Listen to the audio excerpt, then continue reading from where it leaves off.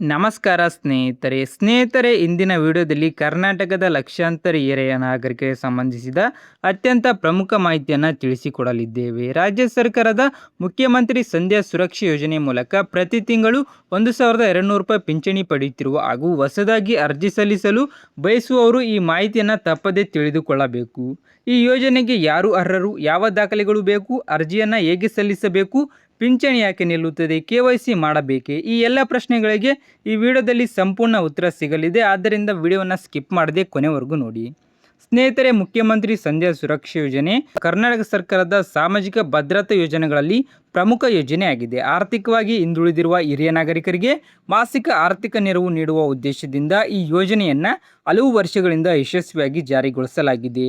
ಈ ಯೋಜನೆಯಡಿ ಅರ್ಹ ಫಲಾನುಭವಿಗಳ ಬ್ಯಾಂಕ್ ಖಾತೆಗೆ DBT ಮೂಲಕ ನೇರವಾಗಿ ಪ್ರತಿ ತಿಂಗಳು 1,200 ರೂಪಾಯಿ ಜಮಾ ಮಾಡಲಾಗುತ್ತದೆ. ಯಾವುದೇ ಮಧ್ಯವರ್ತಿಗಳ ಅಗತ್ಯವಿಲ್ಲ. ಹಣ ನೇರವಾಗಿ ಆಧಾರ್ ಲಿಂಕ್ ಆಗಿರುವ ಬ್ಯಾಂಕ್ ಖಾತೆಗೆ ವರ್ಗಾವಣೆ ಆಗುತ್ತದೆ. ಇನ್ನು ಯಾರು ಈ ಯೋಜನೆಗೆ ಅರ್ಜಿ ಸಲ್ಲಿಸಬಹುದು? ಕರ್ನಾಟಕದ ಶಾಶ್ವತ ನಿವಾಸಿಯಾಗಿರಬೇಕು. ಅರ್ಜಿದಾರರ ವಯಸ್ಸು ಕನಿಷ್ಠ 65 ವರ್ಷ ಅಥವಾ ಅದಕ್ಕಿಂತ ಹೆಚ್ಚಿರಬೇಕು. ಕುಟುಂಬದ ಆದಾಯ ಸರ್ಕಾರ ನಿಗದಿಪಡಿಸಿರುವ ಮಿತಿಯೊಳಗೆ ಇರಬೇಕು. ಈಗಾಗಲೇ ಬೇರೆ ಯಾವುದೇ ಸಾಮಾಜಿಕ ಭದ್ರತಾ ಪಿಂಚಣಿ ಪಡೆಯುತ್ತಿರುವವರು ಸಾಮಾನ್ಯವಾಗಿ ಈ ಯೋಜನೆಗೆ ಅರ್ಹರಾಗುವುದಿಲ್ಲ. ಆದಾಯ ತೆರಿಗೆ ಪಾವತಿಸುವವರು ಹಾಗೂ ಸರ್ಕಾರಿ ನಿವೃತ್ತಿ ವೇತನ ಪಡೆಯುವವರಿಗೆ ಈ ಯೋಜನೆ ಅನ್ವಯಿಸುವುದಿಲ್ಲ. ಇನ್ನು ಬೇಕಾಗುವ ದಾಖಲೆಗಳ ಬಗ್ಗೆ ನೋಡೋದಾದರೆ ಆಧಾರ್ ಕಾರ್ಡ್, ರೇಷನ್ ಕಾರ್ಡ್, ಆದಾಯ ಪ್ರಮಾಣಪತ್ರ, ವಯಸ್ಸಿನ ದಾಖಲೆ, ಬ್ಯಾಂಕ್ ಪಾಸ್ಬುಕ್, ಆಧಾರ್ ಲಿಂಕ್ ಆಗಿರುವ ಮೊಬೈಲ್ ಸಂಖ್ಯೆ ಹಾಗೂ ಪಾಸ್ಪೋರ್ಟ್ ಅಳತೆಯ ಫೋಟೋ ಅಗತ್ಯವಾಗಬಹುದು. ಸ್ಥಳೀಯ ಅಧಿಕಾರಿಗಳು ಕೇಳುವ ಹೆಚ್ಚುವರಿ ದಾಖಲೆಗಳನ್ನು ಕೂಡ ಸಲ್ಲಿಸಬೇಕಾಗಬಹುದು. ಅರ್ಜಿಯನ್ನು 2 ರೀತಿಯಲ್ಲಿ ಸಲ್ಲಿಸಬಹುದು. ಮೊದಲನೇದು ಗ್ರಾಮೋನ್, ಕರ್ನಾಟಕ ಅಥವಾ ಸೇವಾ ಸಿಂಧ್ ಕೇಂದ್ರಗಳ ಮೂಲಕ, ಎರಡನೇದು ಸೇವಾ ಸಿಂಧ್ ಪೋರ್ಟಲ್ ಮೂಲಕ ಆನ್ಲೈನ್ನಲ್ಲಿ. ಅರ್ಜಿ ಸಲ್ಲಿಸಿದ ನಂತರ ಅಧಿಕಾರಿಗಳ ದಾಖಲೆಗಳನ್ನು ಪರಿಶೀಲಿಸುತ್ತಾರೆ. ಎಲ್ಲ ಮಾಹಿತಿ ಸರಿಯಾಗಿದ್ದರೆ ಅರ್ಜಿ ಅನುಮೋದನೆಯಾಗಿ ನಂತರ ಪಿಂಚಣಿ ನಿಮ್ಮ ಬ್ಯಾಂಕ್ ಖಾತೆಗೆ ಜಮಾ ಆಗಲು ಆರಂಭವಾಗುತ್ತದೆ.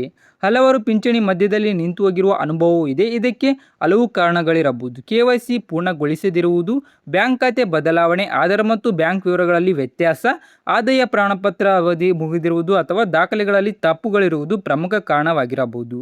ಆದ್ದರಿಂದ ನಿಮ್ಮ ಬ್ಯಾಂಕ್ ಖಾತೆ, ಆಧಾರ್ ವಿವರಗಳು ಹಾಗೂ KYC ಮಾಹಿತಿಯನ್ನು ಕಾಲಕಾಲಕ್ಕೆ ಪರಿಶೀಲಿಸಿಕೊಳ್ಳುವುದು ಬಹಳ ಮುಖ್ಯ. ಯಾವುದೇ ಸಮಸ್ಯೆ ಕಂಡುಬಂದರೆ ಹತ್ತಿರದ ಸೇವಾ ಸಿಂಧು ಕೇಂದ್ರ ಅಥವಾ ಸಂಬಂಧಿತ ಕಚೇರಿಗೆ ಭೇಟಿ ನೀಡಿ ಸರಿಪಡಿಸಿಕೊಳ್ಳಿ. ಸ್ನೇಹಿತರೆ, ಈ ಯೋಜನೆಯ ಉದ್ದೇಶ ಹಿರಿಯ ನಾಗರಿಕರಿಗೆ ಆರ್ಥಿಕ ಭದ್ರತೆ ಒದಗಿಸುವುದು.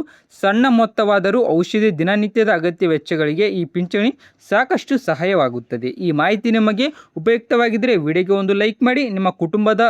ನಿಮ್ಮ ಕುಟುಂಬದ ಹಿರಿಯರೊಂದಿಗೆ ಹಾಗೂ ಸ್ನೇಹಿತರೊಂದಿಗೆ ಈ ಮಾಹಿತಿಯನ್ನು ಹಂಚಿಕೊಳ್ಳಿ. ಇಂತಹ ಸರ್ಕಾರಿ ಯೋಜನೆಗಳ ನಿಖರ ಮಾಹಿತಿಗಾಗಿ ನಮ್ಮ ಚಾನಲನ್ನು ಸಬ್ಸ್ಕ್ರೈಬ್ ಮಾಡಿ.